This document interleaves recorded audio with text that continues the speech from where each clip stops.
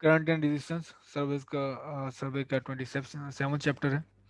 और इसमें हम पहले तो डिफाइन करेंगे इलेक्ट्रिक करंट किसे हम कहते हैं। पहले हम देखेंगे किसी भी चीज़ का अगर आपने करंट डिफाइन करना हो तो वो क्या होगा।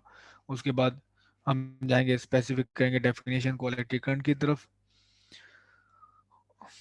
इलेक्ट्रिक करंट को डिफाइन करने के बाद हम उसका माइक्रोस्कोपिक मॉडल भी देखेंगे कि माइक्रोस्कोपिकली इंडिविजुअल जब इलेक्ट्रॉन फ्लो कर रहा है तो उसकी स्पीड है या वो नंबर ऑफ चार्ज कैरियर्स हैं कंडक्टर में, तो आप किस तरह करंट को इन क्वांटिटीज के साथ रिलेट कर सकते हो। ठीक है, तो उसका ये माइक्रोस्कोपिक मॉडल होगा। और लास्टली हम डिफाइन करेंगे रेजिस्टेंस कि किसी भी कंडक्टर की अगर आपने रेजिस्टेंस डिफाइन करनी हो तो आपको क्या कैलकुलेशंस करनी पड़ेंगी, या फिर रेजिस्टेंस होती क्या है। एक और भी चीज़ होती है रेजिस्टिविटी, वो और रेजिस्टेंस और रेजिस्टिविटी में क्या फ़र्क है। फिर एक और चीज़ अपेयर होती है यहाँ पे कंडक्टिविटी। तो ये सारी टर्म्स जो है हम ये इस नेक्स्ट टॉपिक में सेकंड टॉपिक में डिस्कस करेंगे। तो पहले आ जाए इलेक्ट्रिक करंट की तरफ। तो किसी भी क्वांटिटी का अगर आपने करंट डिफाइन करना हो, वो खा हो ये एयर करंट हो, या आपके पास ये रिवर में आपके पास ये मॉलिक्यूल्स का करंट हो, ये वाटर फ्लो हो, तो आपने पहले तो डिफाइन करना होता है एक एरिया। ठीक है, आपने एक एरिया डिफाइन किया। अब एक एरिया में से जितने नंबर ऑफ ऑब्जेक्ट्स पास कर रहे हैं एक यूनिट टाइम में। ठीक है, जैसे 3 ऑब्जेक्ट पास कर रहे हैं 1 यूनिट सेकंड में लेट से, तो आपके पास ये डिफाइन करेगा इस चीज़ का करंट। तो अगर आप बिल्डिंग पे ऊपर खड़े हो जाएं और साथ आपका फ्रेंड है वो एक इस तरह से कोई एक ऑब्जेक्ट सर्कल लेके खड़ा हो जाता है जिसका वॉल्यूम है, और ये दरमियान में ये बस, और ऊपर से कोई ऑब्जेक्ट फेंकता है, लेट से बॉल्स फेंकता है, और वो इस सर्कल में से पास करती हैं। ठीक है, इस रिंग में से पास करती हैं। तो आप सिर्फ ये गिन लेंगे कितने नंबर ऑफ बॉल्स 1 सेकंड में पास करती हैं, तो वो आपका बॉल करंट होगा। तो आप इस तरह से कई सारे करंट डिफाइन कर सकते हैं। तो हमारे पास प्रोबेबिलिटी करंट भी होते हैं, हमारे पास थर्मल कंडक्टर भी होते हैं। तो उनकी सबकी डेफिनेशन बिल्कुल यही होती है कि आपने उस क्वांटिटी को एक एरिया में से 1 यूनिट सेकंड में कितनी पास करती है। तो आपके पास एरिया में से कितनी पास करती हैं वो क्वांटिटीज पर यूनिट टाइम, तो आपके पास करंट हो जाता है। तो अब आप अगर स्पेसिफाई करें इस डेफिनेशन को इलेक्ट्रिक करंट की तरफ, तो इलेक्ट्रिक करंट है the rate at which the charge flows through some area. ठीक है, तो मेरे पास यहाँ पे कोई एरिया है, उस इस एरिया में से कितने नंबर ऑफ चार्जेस 1 सेकंड में पास करती हैं, ये इसी के रेट का यही मतलब है। नंबर ऑफ नेट चार्जेस पास करते हैं इस एरिया में से, तो ये हमारा करंट होगा। ठीक है, तो इसमें एक और चीज़ जो अहम है वो ये है, आपके पास नेट अहम है, नेट नेट चार्ज। इस केस में एक ये भी हो सकता है कि आपके पास अ, दो पॉजिटिव चार्ज इस तरफ मूव हो रहे हो, इस एरिया में ये पॉजिटिव चार्ज है, ये पॉजिटिव चार्ज है। और इस तरह के दो नेगेटिव चार्ज अगर आपके 1 सेकंड में इस तरफ मूव होते हैं। ठीक है, तो टोटल नेट चार्ज देखिए, फ्लो तो हो रहा है चार्ज, लेकिन टोटल नेट चार्ज आपके पास जीरो है, कि जितना पॉजिटिव इस तरफ है उतना ही नेगेटिव इस तरफ जा रहा है। तो हमारे पास नेट चार्ज फ्लो जीरो है, तो हमारे पास इसका करंट जीरो होगा। एक ये चीज़ कि नेट चार्ज का ध्यान रखना है। इसी तरह अगर आप एक रोड के किनारे खड़े हो जाते हैं, तो रोड लेट से ये हमारे पास वन में है, इस यहाँ से ट्रैफिक इस तरफ आ रही है, और यहाँ से यहाँ इस तरफ है ट्रैफिक। तो आप यहाँ पे रोड के किनारे खड़े हो जाते हैं, और आप ये करते हैं कि 1 सेकंड में जितने नंबर ऑफ कार यहाँ से पास करती हैं इस एरिया में से, इस रोड में से, तो आपने वो गिननी है लेट से। तो और अगर 1 सेकंड में वो पास हो रही हैं, 5 कार पास हो रही हैं 1 सेकंड में, तो हमारे पास ये करंट होगा। आप कार का करंट डिफाइन करते हैं इससे। और अ, अगर आप इसको एक्सटेंड करते हैं इस तरफ एरिया को, देखिए एरिया आपने बढ़ा दिया, अब नंबर ऑफ कार्स में से ज़्यादा पास करेंगी। लेकिन अगर आपके नंबर ऑफ कार्स इस तरफ जितनी पास करी हैं उतनी नंबर ऑफ कार्स जितना पास करती हैं, जैसे 5 यहाँ से और 5 यहाँ से 1 सेकंड में, तो टोटल नेट आपके पास जीरो होगा। डायरेक्शन को हम ऑब्वियसली यहाँ पे इंक्लूड कर रहे हैं। तो इसी तरह यहाँ पे भी यही है कि नेट चार्ज आपने कैलकुलेट करना है, नेट चार्ज की बात करनी है कि नेट चार्ज कितना पास कर रहा है एक यूनिट एरिया में से। जो जितना नेट चार्ज पास करेगा वो पर यूनिट टाइम हमारे पास वो करंट होगा। तो एवरेज करंट हम कहते हैं इसे, कि आपने कोई एक टाइम स्पेन डिफाइन किया, वो टाइम स्पेन है आपके पास 1 सेकंड 2 सेकंड 3 सेकंड, जो भी ये हमारे पास टाइम स्पेन है। और इस टाइम स्पेन में उस एरिया में से जितना नंबर ऑफ चार्जेस पास कर रहे हैं, तो नंबर ऑफ चार्जेस को उस टाइम स्पेन से आपने डिवाइड कर देना, तो आपके पास आ जाएगा ये एवरेज करंट। और अगर आपने किसी भी एक इंस्टेंट पे, एक मोमेंट पे, आप इंटरवल में इंटरेस्टेड नहीं है, आप किसी भी एक इंस्टेंट पे अगर आपको चाहिए करंट चाहिए, तो आप इसका लोगे ये डेरिवेटिव। तो चार्ज का डेरिवेटिव लोगे विद रिस्पेक्ट टू टाइम, तो आपके पास ये इंस्टेंटेनियस करंट आ जाएगा, इंस्टेंटेनियस वैल्यू आ जाएगी। तो यहाँ तक हमने करंट पहले डिफाइन किया, और उसके बाद हम देख रहे हैं अब इलेक्ट्रिक करंट। इसके यूनिट्स आपको पता है, यहाँ पे जो क्वांटिटी है नोमिनेटर में वो कूलम है, और डिनोमिनेटर में हमारे पास क्वांटिटी है सेकंड। तो कूलम पर सेकंड है इसके यूनिट्स, और इसको हम कहते हैं एम्पियर। तो एक एम्पियर हमारे पास यूनिट होता है कि आपके पास एक सेकंड में अगर किसी क्रॉस सेक्शन से एक कूलम चार्ज पास हो, नेट चार्ज पास हो, तो उसे हम कहते हैं 1 एम्पियर। कन्वेंशनल करंट, जैसे कि आपको पता है यहाँ पे पॉजिटिव चार्ज शो किए गए हैं। कन्वेंशनल करंट हम कहते हैं फ्लो ऑफ पॉजिटिव चार्जेस को, कि फ्लो ऑफ पॉजिटिव चार्ज है हमारे पास, वो है कन्वेंशनल करंट। पहले हमने जब ये डिफाइन किया था, कन्वेंशन डिफाइन की थी जब, तो उस वक्त लोगों को इतना इल्म नहीं था कि हमारे पास जो एक्चुअली फ्लो करता है चार्ज वो नेगेटिव होता है, वो पॉजिटिव चार्ज फ्लो नहीं करता। तो तब ये इसे कन्वेंशन डिफाइन हो गई है, उस वक्त से हम ये कन्वेंशन चलाते आ रहे हैं। और अगर आप इसको inter electric field in terms of current current देखें, जैसे आपको पता है कि आपके पास जो करंट होता है वो फ्लो करता है कंडक्टर्स में, वो कंडक्टर हमारे पास हैं। उनके हम पिछले लेक्चर्स में पोटेंशियल में भी, इलेक्ट्रिक फील्ड वाले चैप्टर में भी हम ये देख चुके हैं कि आपके पास inside the conductor electric field हमेशा जीरो होगी। तो अगर मैं ये कंडक्टर का रिंग बनाता हूँ, जैसे एक वायर है, कॉपर वायर है, और इसको मैंने जोड़ दिया है, तो और ये अब जोड़ा है या नहीं जोड़ा, जो मर्जी है, हमारे पास कंडक्टर के अंदर इलेक्ट्रिक फील्ड हमेशा आपके पास जीरो होगी। ये हमारे पास इलेक्ट्रोस्टैटिक इक्विलिब्रियम में था, उस वक्त ये कंडीशन हमारे पास अप्लाई थी। तो क्लोज लूप के अंदर भी आपके पास एक और भी प्रॉपर्टी है इलेक्ट्रिक फील्ड की, कि क्लोज लूप के अंदर इलेक्ट्रिक फील्ड हमारे पास जीरो होती है, ठीक है। ताकि आप यहाँ से जब ट्रेवर्स करेंगे, यहाँ से यहाँ से सारा लाइन इंटीग्रल कैलकुलेट करें इलेक्ट्रिक फील्ड पर, तो आपको टोटल आंसर उसका जीरो मिलेगा। तो ये हमारे पास है इक्विलिब्रियम कंडीशन, जब आपके पास जो कंडक्टर का हर पॉइंट पे पोटेंशियल सेम है, ये भी प्रॉपर्टी हमने देखी थी। तो कंडक्टर के हर पॉइंट पे पोटेंशियल सेम है आपके पास, तो आपके तो करंट इसमें जीरो होगा। लेकिन अब ये आप ये करते हैं कि इसी वायर को आप जोड़ देते हैं बैटरी से, ठीक है। तो आप ये करते हैं, वायर आपने ये ली, और यही कंडक्टर है कॉपर, और आपने जोड़ दी इसको, बैटरी से जोड़ दिया, ठीक है। तो लेट से ये पॉजिटिव टर्मिनल है और ये नेगेटिव। अब इंस्टेंटली ये होगा कि इसमें एक एस्टेब्लिश हो जाएगी इलेक्ट्रिक फील्ड, ठीक है। तो इसमें एस्टेब्लिश हो जाएगी इलेक्ट्रिक फील्ड, इलेक्ट्रिक होगी पॉजिटिव से लेके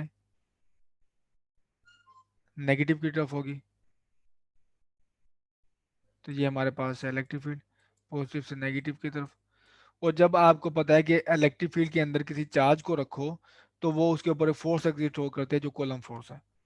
तो इलेक्ट्रिक फील्ड की डायरेक्शन ये, तो अंदर फ्री चार्जेस मौजूद हैं, जैसे ये फ्री चार्ज मौजूद है इलेक्ट्रॉन, तो वो मूव होना शुरू कर देगा opposite to the electric field. तो चार्ज मूव करना शुरू कर देगा opposite to the electric field. ये पॉजिटिव चार्ज मूव होता है in the direction of electric field, और नेगेटिव चार्ज मूव करता है in the opposite direction to the electric field. तो हुआ ये क्या है, जैसे ही आपने कंडक्टर को, उसी वायर को अटैच किया बैटरी के साथ, तो बैटरी ने ये काम किया है कि एक एंड वो ले गई है हाई पोटेंशियल पे, और एक ले गई है हमारी लो पोटेंशियल पे। तो जो इसमें वो इसमें एस्टेब्लिश हो गई हमारे पास इलेक्ट्रिक फील्ड, और इलेक्ट्रिक फील्ड ने जो अंदर चार्जेस थे वो ड्राइव करना शुरू कर दिए। आप इसको इस तरह से ले सकते हैं कि अगर आपके पास एक बॉल पड़ी हुई है इस स्ट्रेट सरफेस पे, तो यहाँ पे अगर आप बॉल पड़ी है, जैसे ये बॉल है, ठीक है।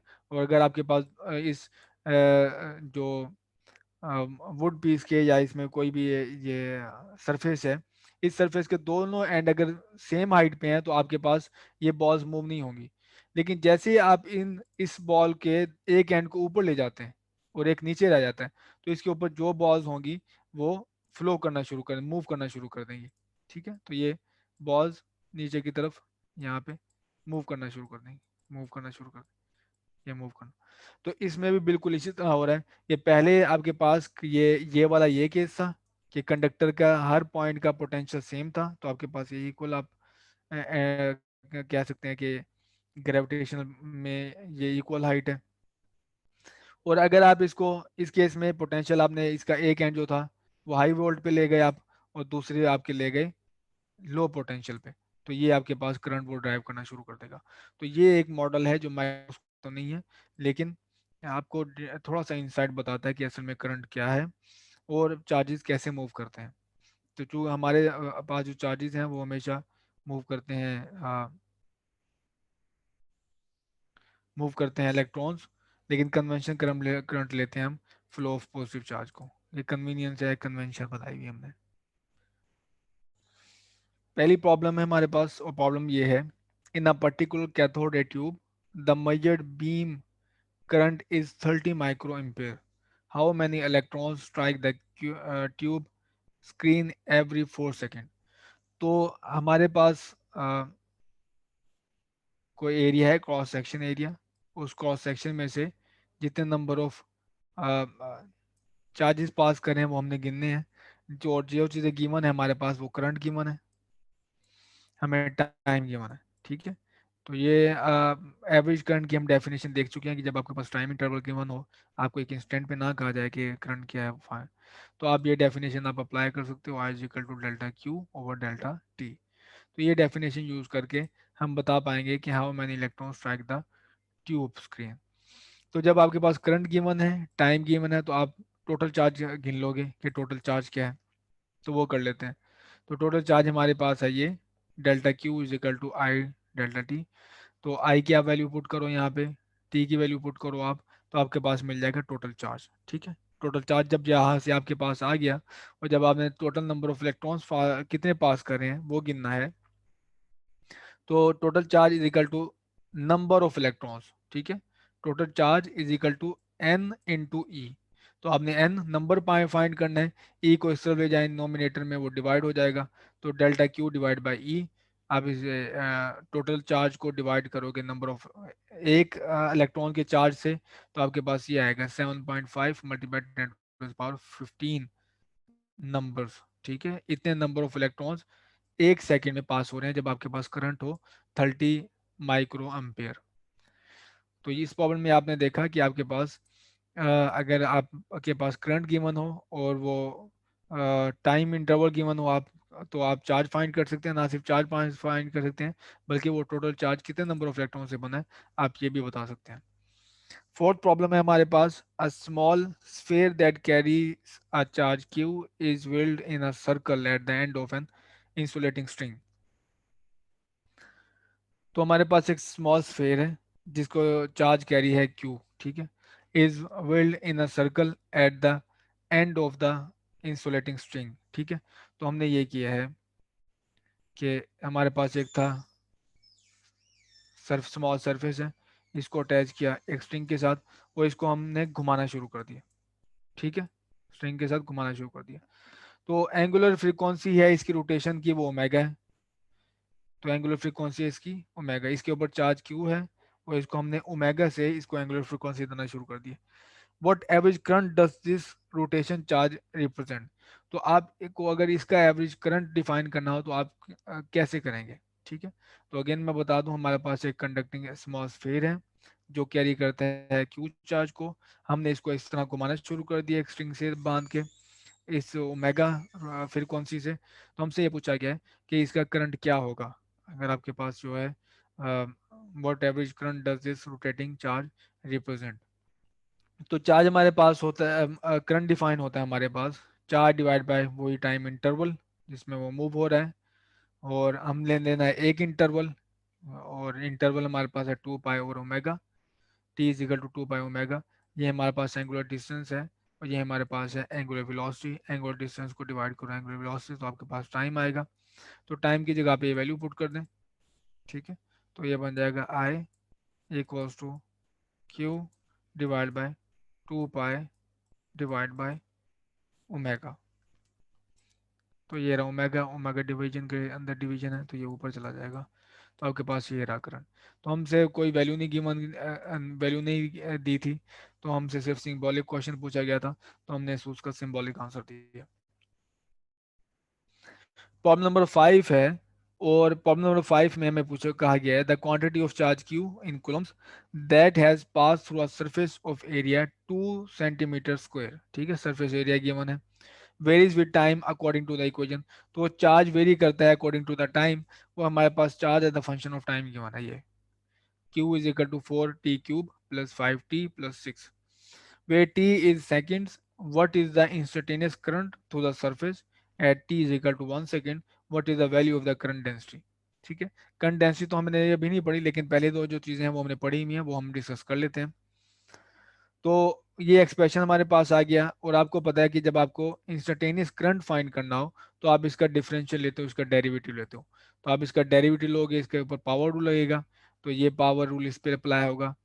4 कांस्टेंट बाहर आ गया, तो पावर आ जाती है 7, और फिर पावर में से एक माइनस, जब पावर में से एक माइनस करोगे तो वो बन जाएगा 2, और विदाउट पावर बेस का डेरिवेटिव, टी का डेरिवेटिव रिस्पेक्ट टू टी लोगे तो 1 हो जाएगा। इसी तरह सेकंड है हमारे पास 5t है, अब इस टर्म का डेरिवेटिव लोगे, 5 कांस्टेंट है बाहर चला जाएगा, और t का डेरिवेटिव 1 हो जाएगा, आपके पास यहाँ पे 5 आ जाएगा। कांस्टेंट का डेरिवेटिव जो यहाँ पे है वो 0 हो जाता है। ठीक, तो इस तरह से हमने डेरिवेटिव लिया, तो हमारे पास यहाँ पे करंट का फंक्शन आ गया, current as a function of time. तो आप कोई भी टाइम इसमें पुट करें, जैसे टाइम 1 जो हम हमसे पूछा गया है, t1 पुट करें तो आपके पास करंट की वैल्यू आ जाएगी। तो टी की जगह पे 1 पुट किया मैंने, 12 मल्टीप्लाई बाय 1 और प्लस 5, तो ये हमारे पास है 17। तो 17 एम्पेयर करंट होगा at T is equal to 1 second. Last हमारे पास क्वेश्चन था करंट डेंसिटी का, और करंट डेंसिटी मैं आगे चल के अभी डिफाइन करूंगा। वो है जब आप करंट को डिवाइड कर दें एरिया से, वो जितना नंबर ऑफ चार्जेस जिस एरिया में से पास कर रहे हैं उस एरिया से डिवाइड करें, तो हमारे पास ये आ जाती है करंट डेंसिटी। जैसे कि आपका क्रॉस सेक्शन ये था, और इसमें जितने नंबर ऑफ चार्जेस पास कर रहे हैं उसी से आपने करंट डिफाइन किया हुआ। ठीक है, तो ये हमारे पास होता है ए। तो अगर आपके पास यूनिफॉर्म करंट है, एक करंट को एरिया से डिवाइड कर दो तो करंट डेंसिटी आ जाती है हमारे पास। तो उसने उसमें एरिया गिवन है, तो हम ये आप फाइंड कर सकते हो। लेकिन अभी तक मैं इसको डिफाइन नहीं किया, तो मैं अभी नेक्स्ट नेक्स्ट टॉपिक में इसको डिफाइन करते हैं, ये करंट डेंसिटी बेसिकली क्या है और हमें क्यों ज़रूरत इसकी महसूस हुई है।